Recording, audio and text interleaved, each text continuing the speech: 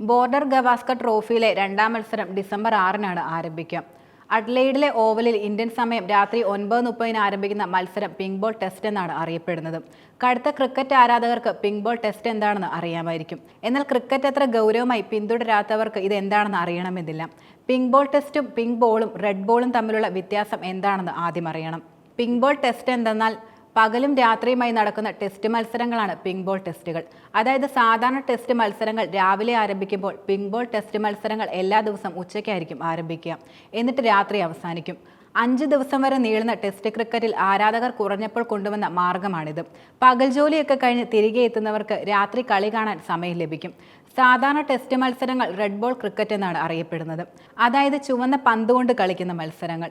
ഏകദിനവും T20 white ball ക്രിക്കറ്റും day night മത്സരങ്ങളിൽ red ബോളും പിങ്ക് നിറത്തിലുള്ള പന്താണ് ഉപയോഗിക്കുന്നത്. അതാണ് ഈ പേരിനുള്ള കാരണം. പിങ്ക് ബോൾ ഉപയോഗിച്ച് കളിക്കുന്ന ടെസ്റ്റ് മത്സരം പിങ്ക് ബോൾ ടെസ്റ്റ്. സാധാരണ ടെസ്റ്റിൽ ഉച്ചഭക്ഷണത്തിനും വൈകുന്നേരത്തെ ചായയ്ക്കും ഇടവേളയുള്ളത്. പിങ്ക് ബോൾ ടെസ്റ്റിൽ വൈകുന്നേരത്തെ ചായയ്ക്കും രാത്രി ഭക്ഷണത്തിനുമാണ് ഇടവേള. എന്തുകൊണ്ടാണ് പിങ്ക് ബോൾ എന്ന പേര് വന്നത്? ടെസ്റ്റ് ക്രിക്കറ്റിൽ ചുവന്ന പന്ത് ഉപയോഗിക്കുന്നതിന് പിന്നിൽ പല കാരണങ്ങളുണ്ട്. അതിലൊന്ന് താരങ്ങൾ വെള്ള വസ്ത്രം ധരിച്ച് കളിക്കുന്നതിനാൽ പന്ത് കാണാനാണ്. ഏകദിനത്തിലും T20യിലും പോലെ വെള്ള പന്ത് കൊണ്ട് ടെസ്റ്റ് കളിച്ചാൽ കാഴ്ചയ്ക്ക് പ്രശ്നമുണ്ടാകും. ഇതോടൊപ്പം ടെസ്റ്റ് ക്രിക്കറ്റിന് ഉപയോഗിക്കുന്ന ചുവന്ന പന്തുകൾ കൂടുതൽ സ്വിംഗ് നൽകുന്നതാണ്. അതാണ് ടെസ്റ്റ് ക്രിക്കറ്റ് ഏറ്റവും ബുദ്ധിമുട്ടേറിയ കളിയാവുന്നത്. ഡേ നൈറ്റ് ടെസ്റ്റിൽ ചുവന്ന പന്തുകൾ ഉപയോഗിച്ചാണ് കാഴ്ചക്കാർക്ക് പ്രശ്നമുണ്ടാവുക, പ്രത്യേകിച്ച് പന്ത് പഴകുമ്പോൾ. രാത്രി ഫ്ലഡ് ലൈറ്റ്സിന് കീഴിലാണ് കളി പ്രധാനമായിട്ടും നടക്കുന്നത്. ഇങ്ങനെ ഫ്ലഡ് ലൈറ്റ് തെളിയുമ്പോൾ ചുവന്ന പന്തുകൾ കാണാൻ ബാറ്റർമാർക്ക് ബുദ്ധിമുട്ടുണ്ടാകും. ഇത് തടയാനാണ് ഡേ നൈറ്റ് ടെസ്റ്റിൽ പിങ്ക് പന്തുകൾ ഉപയോഗിക്കുന്നത്. പിങ്ക് പന്തുകളുടെ നിറവും ഡിസൈനും ഫ്ലഡ് ലൈറ്റ് ഉപയോഗിച്ചാൽ വ്യക്തമായി കാണാൻ കഴിയുന്ന തരത്തിലാണ്. പിങ്ക് പന്തുകളുടെ ഷൈൻ കുറേ സമയം കൂടി നീണ്ടു നിൽക്കുകയും ചെയ്യും. അതുകൊണ്ട് തന്നെ ഫ്ലഡ് ലൈറ്റിലും ലോ ലൈറ്റിലും ഫീൽഡർമാർക്കും ബാറ്റർമാർക്കും പന്ത് കാണാൻ യാതൊരുവിധ ബുദ്ധിമുട്ടും ഉണ്ടാവില്ല. പിങ്ക് പന്തുകളുടെ പ്രത്യേകതകൾ: പിങ്ക് പന്തുകൾ കറുത്ത നൂലുകൊണ്ടാണ് തുന്നിയിരിക്കുന്നത്, ചുവന്ന പന്തുകൾ വെളുത്ത നൂലുകൊണ്ടും. പിങ്ക് പന്തുകൾക്ക് ഒരു അധിക പാളി കൂടിയുണ്ട്. ഇതാണ് ഇത്തരം പന്തുകളുടെ തിളക്കം ഏറെ സമയം നീണ്ടു നിൽക്കുന്നത്. നിർമ്മാണത്തിലെ ഈ സവിശേഷത പന്ത് വേഗം പഴകുന്നതിൽ നിന്നും സംരക്ഷിക്കും.